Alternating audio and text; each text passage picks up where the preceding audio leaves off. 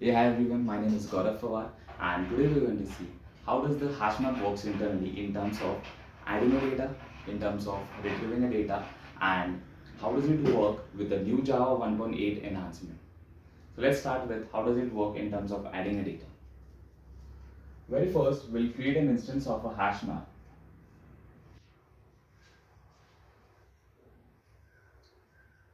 We'll take key as of type string and values of type integer.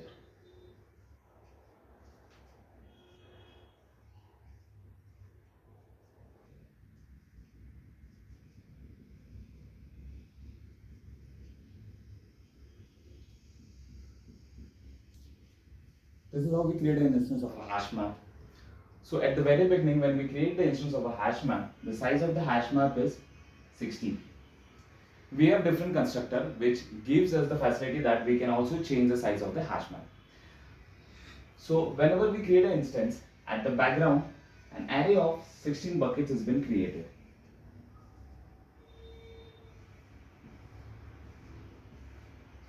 So let's assume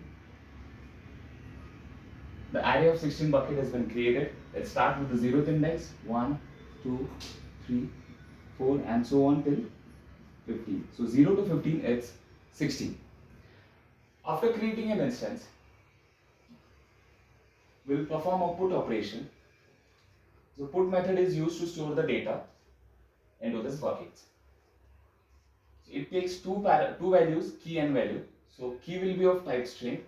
So we'll take key as ABC and value would be of type integer. So it would be 101.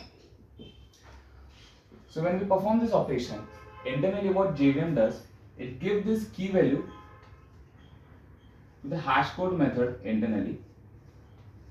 The hashcode method will take this value, it will calculate and return some hash code. So let's assume it returns us this hash code. Moving forward, it uses some formula which includes hash code and n minus 1. So this n is nothing but the size of a hash map. This calculation will return us some index number. So let's assume it will return us the second index number. So what we did so far, we created an instance by default of size 16. In the background, it created a bucket of 16. After that, we performed the put operations. So internally, JVM what it did, it handed over this key to the hashcode method internally. It calculated the hash code of this key. We got this hash code, and further moving, this formula has been used, and in return, it gives us this index number 2. So we have just assumed that it will return us the second index number. So this key and value would be stored at this second index number. The data is stored in some particular format. So that is nothing but in the linked list format. Okay. So it's divided into the 4 parts. The first is where we store the key, that is ABC. Second would be a value, that is 101. Third would be a hash code. And fourth, as of now, we will keep it as null, and further we will see what exactly we add at this point of null level. So this is how the data has been stored internally in hashmap.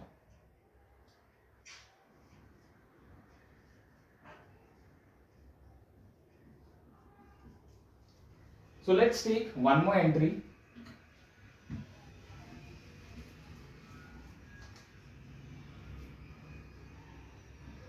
So we will add one more entry as X, Y, Z and 202. It will perform the same operation. JVM internally will hand over this key to the hashcode method internally. Then it will calculate some hash code. Okay, it will return us some hash code. Let's assume the hash code is. Then moving forward, this formula will be executed. The hash code into n minus 1. N is nothing but the size of a hash map. And let's assume now it's written as the index number as 3. So this key value pair will be stored at third index following the same structure. Key will be XYZ, value would be 202, here will be the hash and this will be map. So this is how internally data has been calculated and stored into the particular bucket. So now let's see like what happens in case of hash collision. Hash collision in simple words means, for example, if we are adding an entry and if it returns as the same hash code, so that is known as hash collisions. So we'll see how does the JVM behave in case of hash collision. So now we are adding third entry. Let's say map dot put JKL and the value would be 501. Again, it will hand over to the hashcode method and it will return us some hashcode value. So let's assume at this point, the third entry, if it returns us the same hashcode. So whenever same hashcode returns, the hash collision occurs. So at this moment, what JVM does is, when there is a hash collision, so JVM internally calls the dot equals method. And the dot equals method will compare the key of both of these entries. If the keys are same, it will replace the old key with the new key and then the data would be added in the same format. But what if the keys are different? The keys are different but the hash code is same. So what JVM will do,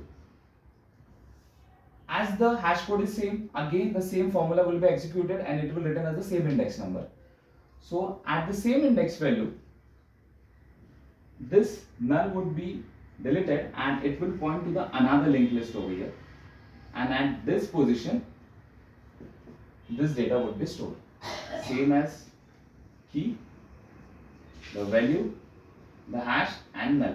As we don't have any other linked list, so we will keep it as null, and if this situation happens, so we are pointing towards the another linked list. So this is how hashmap works internally in terms of hash collisions. So hash collision is nothing but if in case the entry returns as the same hash code, so JVM internally calls the dot equals method. First it will check the key.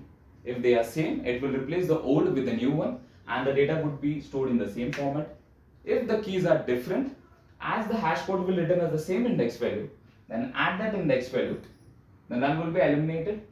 It will point toward the new linked list and over here the data would be stored. So next we are going to see how does the hashmap works in terms of get method.